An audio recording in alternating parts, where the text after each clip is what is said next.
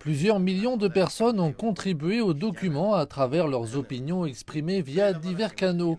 C'est ce que précise Huang Shurong, chef de l'équipe de rédaction du rapport de travail. Plusieurs millions de ces avis ont été exprimés par Internet. Huang Shurong explique que le rapport de cette année tente de prendre en compte la clairvoyance de toutes les parties, mais aussi de répondre aux préoccupations de la société. Il ajoute que le rapport de travail est très réaliste, reflétant les pensées de hauts responsables publics, des autorités locales, des experts chinois et internationaux, mais aussi des gens ordinaires de tous les horizons.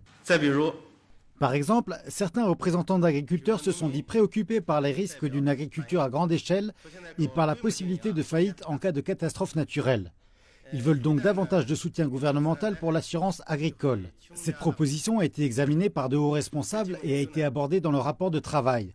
De plus, le gouvernement a lancé de nouvelles politiques en matière d'assurance agricole contre les catastrophes majeures. L'année dernière, le gouvernement chinois a fixé un objectif de croissance compris entre 6,5 et 7% du PIB. Le résultat réel était de 6,7%. Cela dit, le gouvernement estime que le taux de croissance est moins important que sa qualité et sa durabilité. Nous ne nous soucions pas si nous sommes le numéro 1 ou le numéro 2. Ce qui nous importe, c'est qu'il y a des progrès significatifs dans l'ajustement structurel économique de la Chine. La croissance économique rapide est propulsée par une amélioration interne de la qualité et de la durabilité. Nous ne cherchons pas à gagner un sprint, nous voulons gagner le marathon.